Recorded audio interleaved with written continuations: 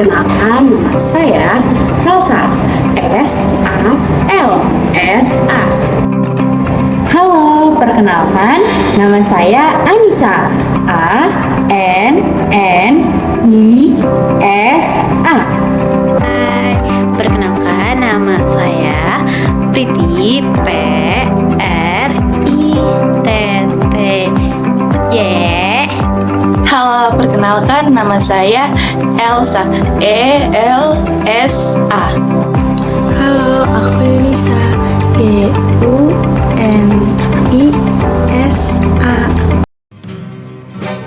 Memahami disabilitas. Disabilitas ini adalah kondisi yang melibatkan adanya keterbatasan fisik, mental, intelektual, atau sensorik yang dapat menghambat partisipasi penuh dan efektif seseorang dalam masyarakat.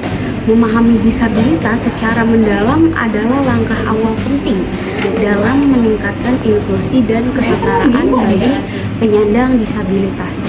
Dengan mengetahui jenis-jenis disabilitas, faktor penyebabnya, serta tantangan yang dihadapi, kita dapat lebih baik memahami dan mendukung kebutuhan populasi yang beragam ini. Selanjutnya ada jenis-jenis disabilitas. Yang pertama ada disabilitas fisik, meliputi keterbatasan dalam mobilitas, dexteritas, atau penampilan fisik seperti amputasi, paralisis, atau kelainan muskuloskeletal. Yang kedua ada disabilitas sensorik, terkait dengan keterbatasan dalam fungsi indera seperti penglihatan atau kebutaan, atau bisa disebut juga dengan low vision atau pendengaran, yaitu tuli atau gangguan pendengaran. Yang ketiga ada disabilitas intelektual, ditandai dengan keterbatasan dalam fungsi intelektual dan adaptasi perilaku seperti Down syndrome atau autisme. Di sini saya akan memaparkan materi 3 dan 4. Ada faktor penyebab disabilitas. Yang pertama ada faktor bawaan. Disabilitas dapat disebabkan oleh faktor genetik, kelainan, kromosom, atau komplikasi selama kehamilan dan kelahiran. Yang kedua ada kecelakaan dan cedera. Kecelakaan lalu lintas, cedera olahraga, atau kecelakaan kerja dapat menyebabkan disabilitas fisik atau sensorik. Yang ketiga, ada penyakit dan kondisi medis. Berbagai penyakit seperti stroke, kanker, atau diabetes dapat menyebabkan disabilitas dalam jangka panjang. Nah, ada tantangan yang dihadapi penyandang disabilitas. Yang pertama, aksesibilitas terbatas. Penyandang disabilitas yang menghadapi tantangan dalam mengakses fasilitas umum, transportasi, dan teknologi yang tidak dirancang dengan kebutuhan mereka. Yang kedua, ada stigma dan diskriminasi.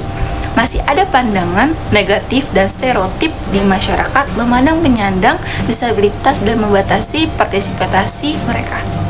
Yang ketiga, kurangnya dukungan. Banyak penyandang disabilitas kekurangan akses ke layanan kesehatan, rehabilitas, dan dukungan sosial memadai. Yang keempat, ada keterbatasan lapangan kerja.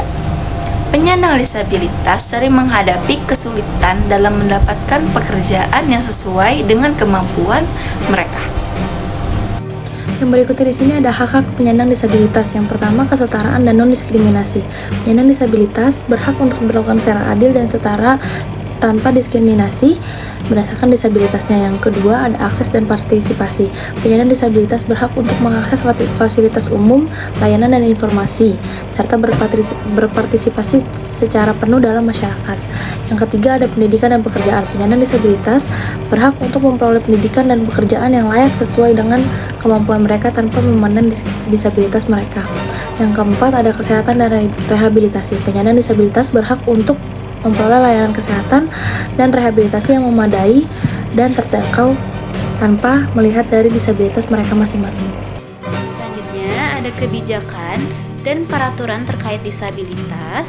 Pertama, ada Konvensi PBB tentang hak-hak penyandang disabilitas, perjanjian internasional yang menetapkan hak-hak penyandang disabilitas dan kewajiban negara untuk memastikan pemenuhan hak-hak tersebut. Kedua, ada Undang-Undang Nomor 8 Tahun 2016, yaitu Undang-Undang Indonesia yang mengatur tentang perlindungan dan pemenuhan hak-hak penyandang disabilitas. Ketiga, Peraturan Pemerintahan Nomor 70 Tahun 2019 peraturan pemerintahan yang mengatur tentang perencanaan, penyelenggaraan, dan evaluasi yang responsif terhadap kebutuhan penyandang disabilitas. Di sini saya akan memaparkan materi terakhir tentang peran masyarakat dalam mendukung penyandang.